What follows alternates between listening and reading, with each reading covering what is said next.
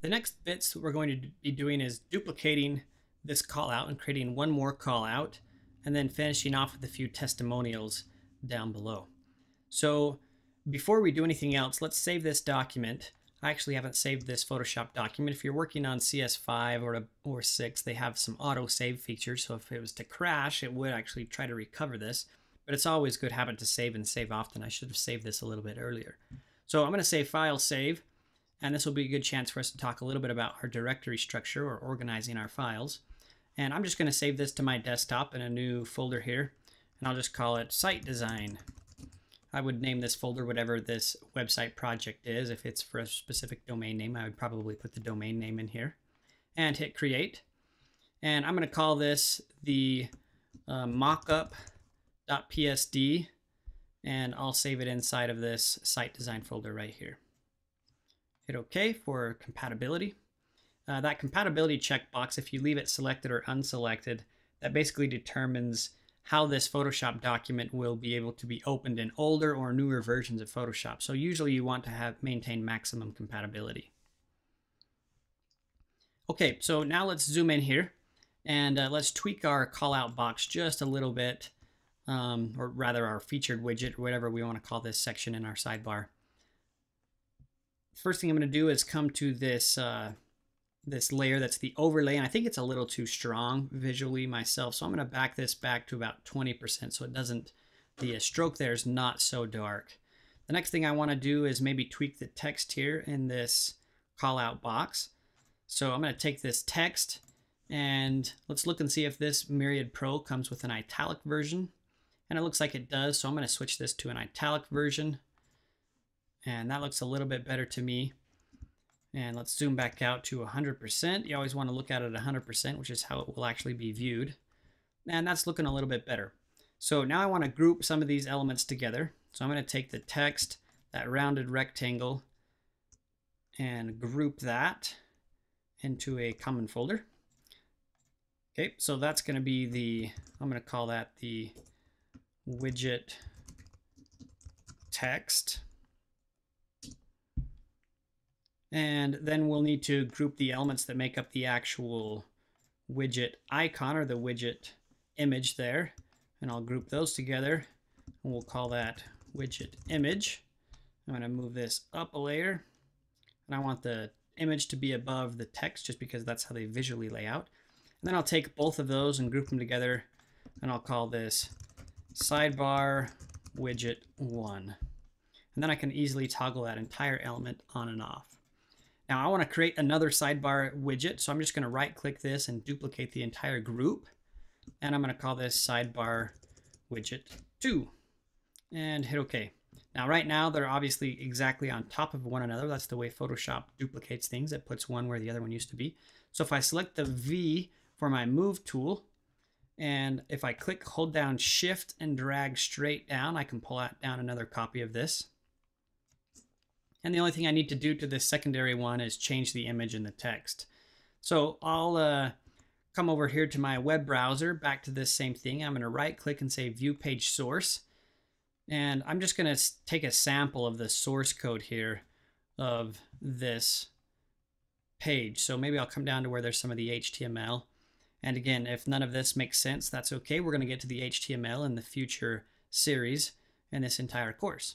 So I'm going to do again Command-Shift-4 on a Mac. If you're on a PC, it's actually just the print screen button or control print screen. We'll take a screenshot. And I can select a portion here of this. I'll just select this bit of code here. Takes a screenshot. And then I'll move back to Photoshop and import that image. So let's come down here and I'm going to open up the sidebar widget 2, which I actually want to place underneath this one. Open this back up, come into the widget image, and right here is where the widget image layer is, so I just need to replace that. So I'm going to say File, Place, and choose that image that's on my desktop. There's the code there, and hit Place. And here comes the code. So I'm going to do the same thing I did before. I'm just going to take this and rotate this slightly so it's on an angle. And Command Enter to commit that change. And then basically what I want to do is I want this mask to be on this layer and not on this layer. So I can just grab this mask and drag and attach it to that layer, and then I can turn off this layer or simply delete that layer. So I'll select it and throw that layer away and say, yes, I want to throw that layer away.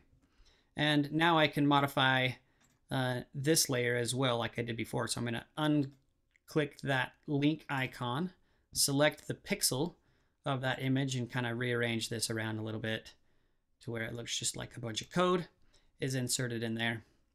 And that'll be it. Now at the same time, I can minimize that image, and then I'll open up the text. And so we'll say this is the call out text for the featured image 2. Again, we would just make up whatever we want inside of here in our HTML eventually. So that looks good there. So I've got my 2 call out widgets inside of here. The next thing I want to do is I want to just add a title inside of here. Maybe I call this featured projects or current projects or something like that. So I'll come over here to my text, and I'll come inside of here and just write current projects. And I'll free transform this text to make it quite a bit bigger. And that's a little too big, but this is just going to be essentially the heading or the subtitle of this sidebar. And I don't want that text italicized, so I'm going to put that back. I do want a bold version, so I'll say semi-bold. And maybe I want this to be that green color, so I'm going to select that text, double click it so I can change the color there, and select that green color of my sidebar. And that looks about good to me. Just visually here, I would probably maybe switch these colors. So I might want this top color here to be the orange, and maybe I want the color of these text images. So I can say auto select, switch that to layer, and choose that, and it will automatically select the text layer. And probably want these to be the green color of my color scheme. So I'll set that, come into this one, double click it, set that to green.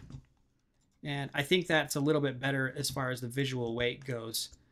I want this current projects, or that heading of the sidebar, to demand more visual weight than these sub texts of each of these thumbnails. So by reversing those colors, obviously the orange color here is a little bit more dominant than the lighter green. So that has a little bit better visual weight as far as the coloring, which is in tandem with my color scheme. So the next thing I do here is add a little bit of shadow maybe to the text.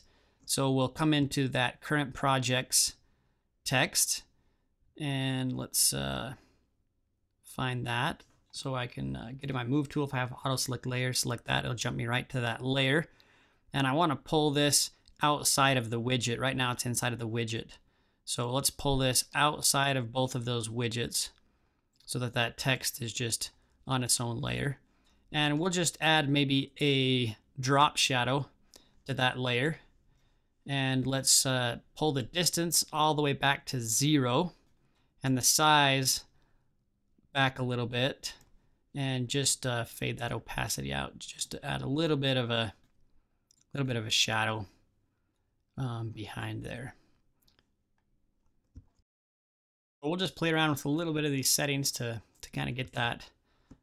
I'm going to zoom in, Command 1 to zoom in and pan around so I can get that at 100%, and we'll maybe call that good. We can tweak that in a little bit. So we'll hit OK there, and right now this text field still has the small caps on from our previous project, so I probably want to turn small caps off on that item there, so it's just its standard font face. So there we go. There's our sidebar elements. We have our heading here, current projects.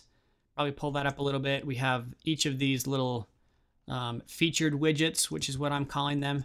And then last, we'll add a little couple of testimonial blocks down here.